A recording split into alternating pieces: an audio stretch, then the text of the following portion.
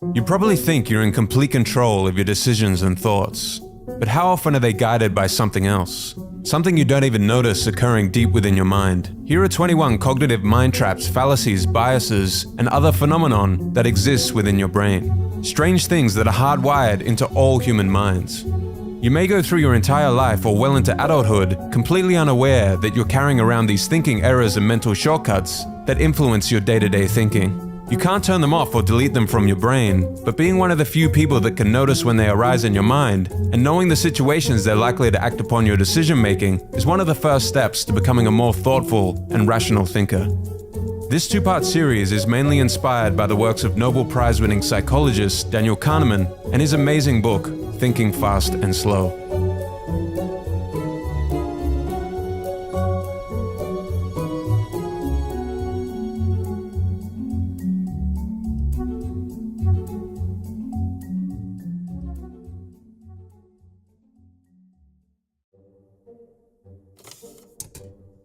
Cognitive dissonance. A fox snuck up to a vine. He stared intently at the juicy purple overripe grapes. He tried to get at the grapes, but they were too high. Frustrated, he tried again. He launched himself upward, but came no closer to the fruit. He leapt for a third time, this time landing with a thud. Still no grapes. The fox turned up his nose. I don't really care. Only grapes that aren't even ripe. Why would I want sour grapes? He turned around and walked back into the forest. This is one of Aesop's fables and also where we get the term sour grapes from. The fox had three choices: get to the grapes, admit that he wasn't smart or skilled enough to obtain the grapes, or to reinterpret the situation retrospectively. Or put simply, create a new belief that is in conflict with the first belief. When we choose option 3 and we have two held beliefs that are in conflict with one another, that is an example of cognitive dissonance. If you interview for a job but someone else gets it, instead of reasoning that the other person was better, you tell yourself that the job was no good anyway, or that the interviewer was unfair. When people can't get what they want, they often tell themselves it isn't what they wanted anyway. When people don't want to follow through on something, they often find new beliefs to rationalize the action to fit the first belief. You think all rich people are greedy and evil, but you also want to be rich. The dissonance leads to discomfort, mental stress, and anxiety. If the dissonance grows more intense, it can lead to depression. If you notice dissonance, you can ask yourself, what are the two beliefs that are competing and are incompatible? Am I telling myself this new belief because I couldn't get what I wanted? Or is this new belief because I need an excuse to explain away my first belief? What actions can I take to change my behavior or mindset and eliminate the dissonance? Because when it comes to cognitive dissonance, you can play the clever fox all you want, but you'll never get the grapes that way.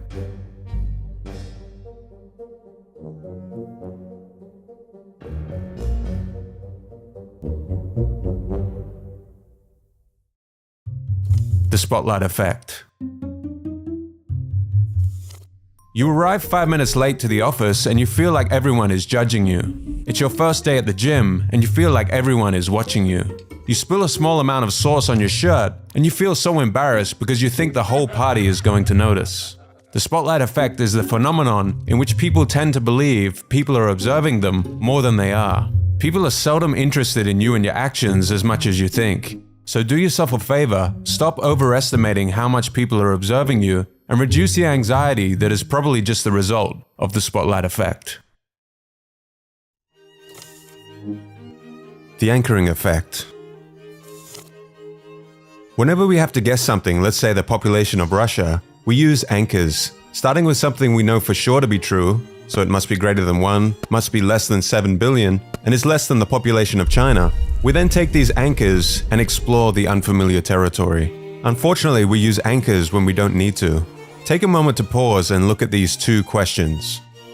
Is the height of the tallest redwood tree more or less than 1,200 feet? What is your best guess about the height of the tallest redwood?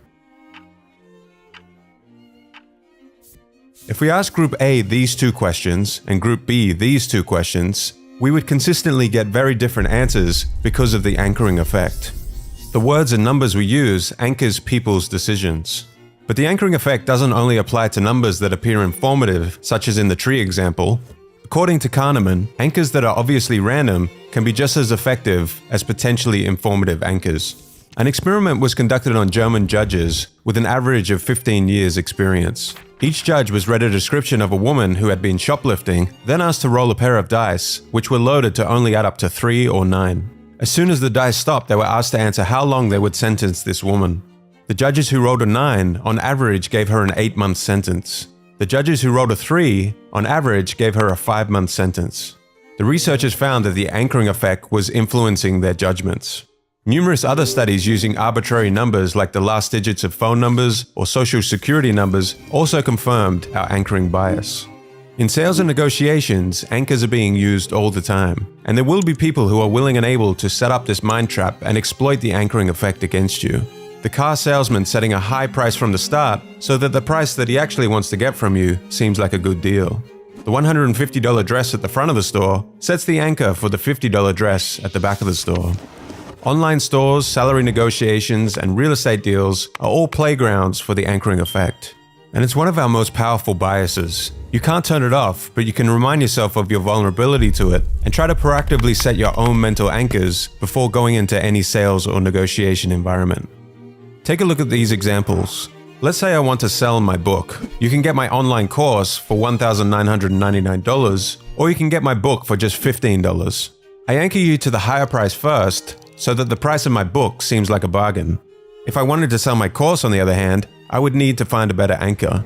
It costs $135,000 to go to college and learn the same things I'm going to teach you in my online course for only $1,999.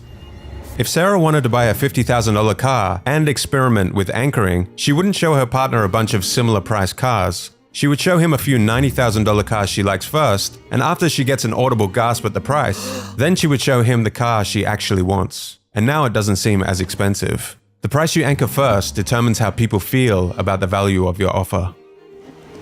They have sent us the asking price for the home. Let's not let the numbers influence our thinking. Set it aside, let's perform our own due diligence and arrive at our own number. Our objective in this negotiation is to move first and get them anchored to this number.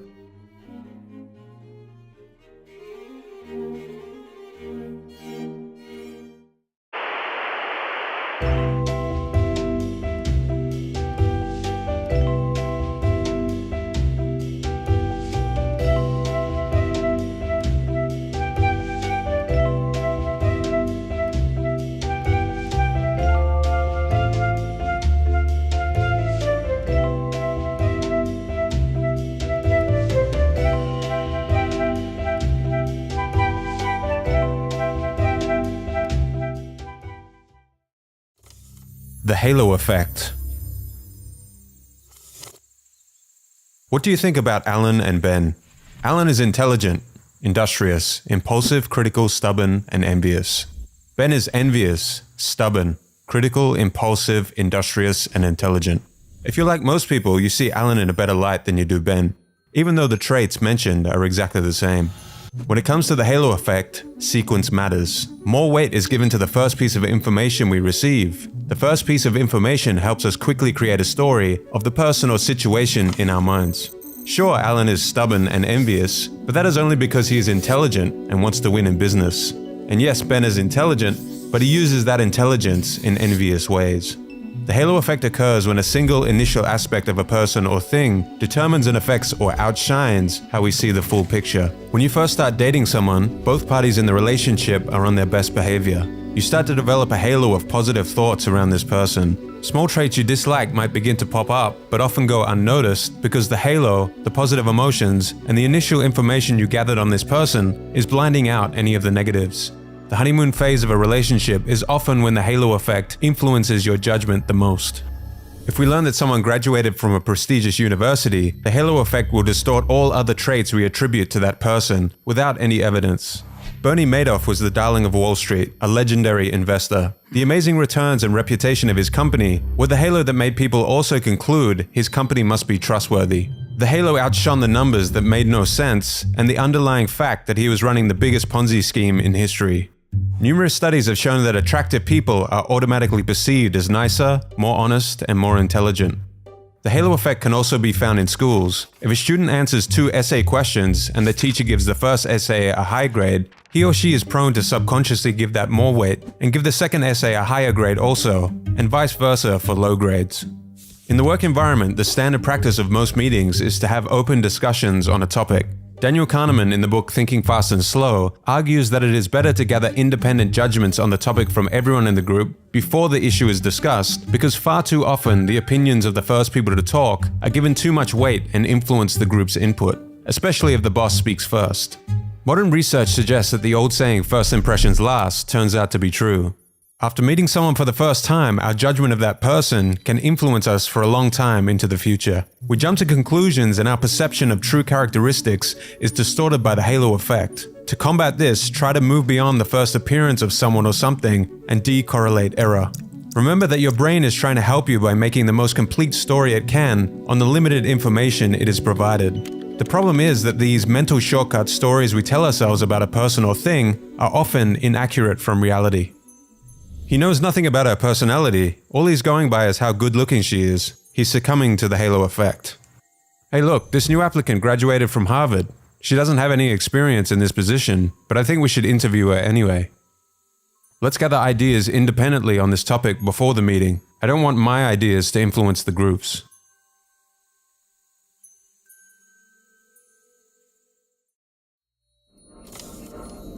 Gambler's fallacy. 3 times a coin is flipped and lands on heads each time. Let's say that someone forces you to wager thousands of dollars of your own money on the next toss. Would you bet on heads or tails? If you think like most people, you will almost always choose tails, although heads is equally likely. But why? We believe in some kind of balancing force in the universe. If we ask people to choose which sequence is more probable, most would pick the top sequence, but both sequences are equally probable. We generally underestimate the likelihood of streaks occurring by chance.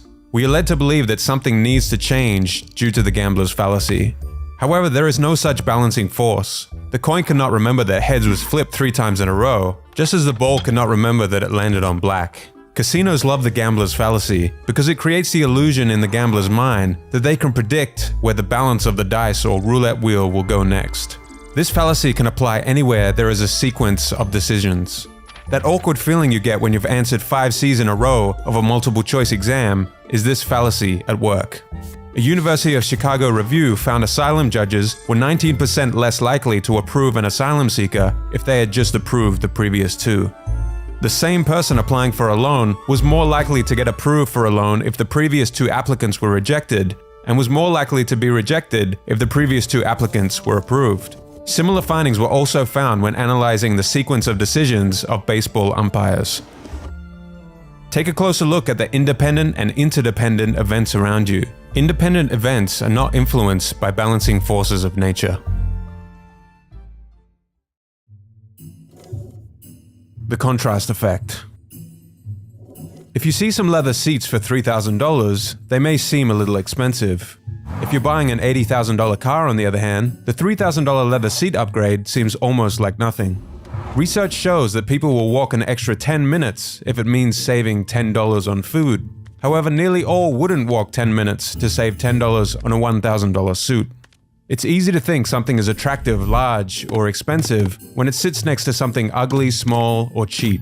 Absolute judgments can be difficult to make. Try to catch yourself the next time you go shopping to see if your purchasing decisions are being influenced by the contrast effect.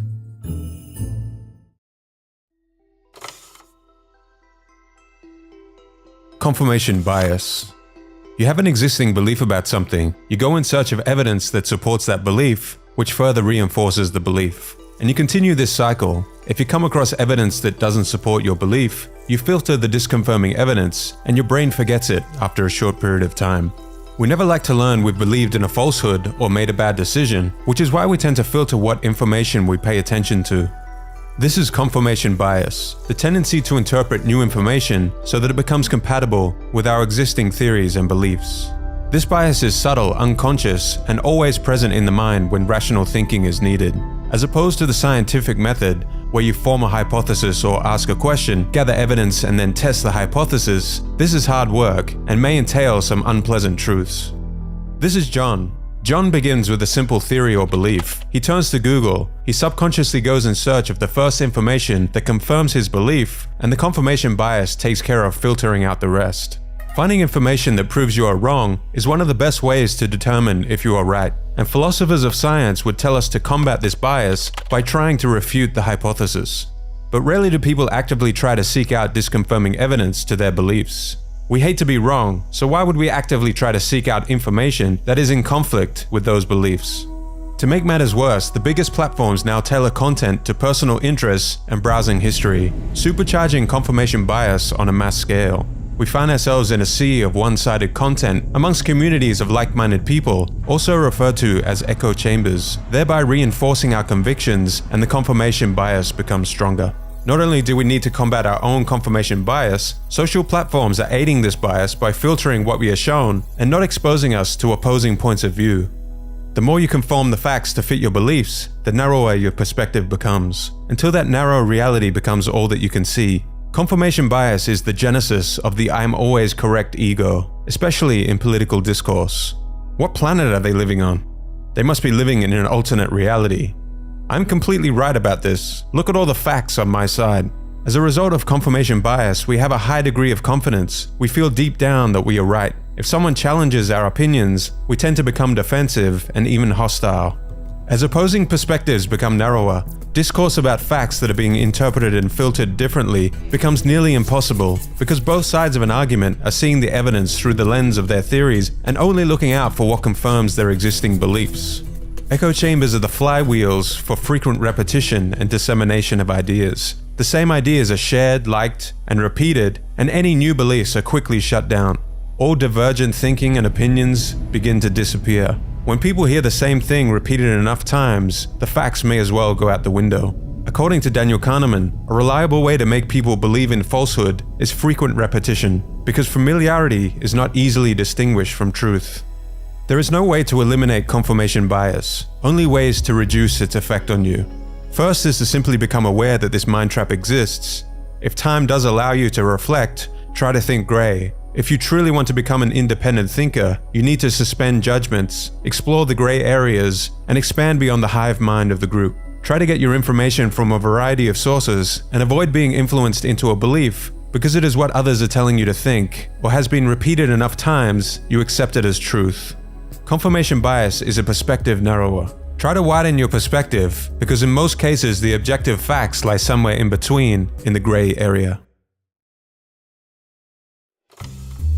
The Baader-Meinhof phenomenon. You buy a certain brand of car and all of a sudden you start seeing that car everywhere, whereas you didn't in the past. When you learn a new word or concept, suddenly you start seeing it everywhere in your life. You start thinking, wow, this is weird. How is it possible I've never seen this word in my life, and now I've seen it 3 times this week? Or why do I keep seeing those new shoes I bought everywhere I go? They must be becoming so popular. The Baader-Meinhof phenomenon is an illusion in which, after noticing something for the first time, there is a tendency to notice it more often. It occurs when increased awareness of something creates the illusion that it is appearing more often. This phenomenon is augmented by 2 other biases: the recency effect, which inflates the importance of recent stimuli, and confirmation bias, which confirms in your mind these strange coincidences you think you're having and then perpetuates your search to keep confirming that these coincidences must have some kind of meaning. Basically, our brains are master pattern recognition machines that are always searching for meaning in data. What is amazing are all the patterns and stimuli flooding past you every single day that your brain simply ignores because it's not in your awareness. We only see the things we are looking out for. In reality, you have most likely seen that word or car a number of times, but your mind simply wasn't interested in noticing it.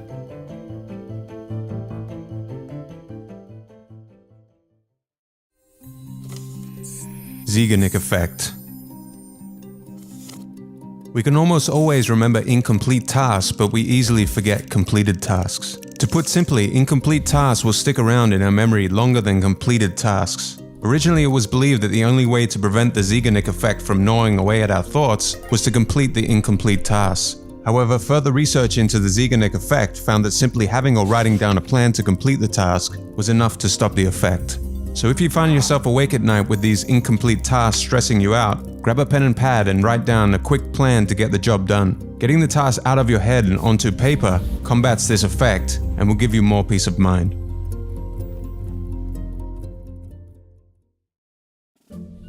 The paradox of choice. At a supermarket, 2 experiments were conducted. In the first experiment, 24 different types of jam were available to freely test and buy for a discounted price.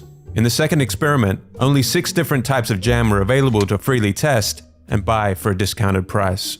The first experiment attracted 60% of shoppers and 3% bought jam. The second experiment attracted 40% of shoppers and 30% bought jam. Even though more shoppers were initially attracted to more variety, with less choices the supermarket was able to sell 10x the amount of jam. This is the paradox of choice. For most people, a large selection of any given product is seen as a net positive. But once the number of choices increases past a threshold, our subjective state becomes negative and leads to inner paralysis and decision fatigue. The paradox of choice can also be found in modern-day dating. In the past, you would marry people you met locally. Nowadays, we have too many choices. And you may think that all that variety would make it easier to find the perfect partner, but more optimal decisions can be made when given a smaller amount of options to choose from.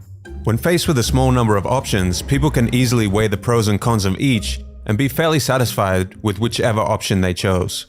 When faced with a large number of options, knowing which option is best becomes more difficult, and the more options there are, the more chances there are of feeling regret. With more options, the more you feel the need to compare. The attractive features of the alternatives diminish the satisfaction in your final choice.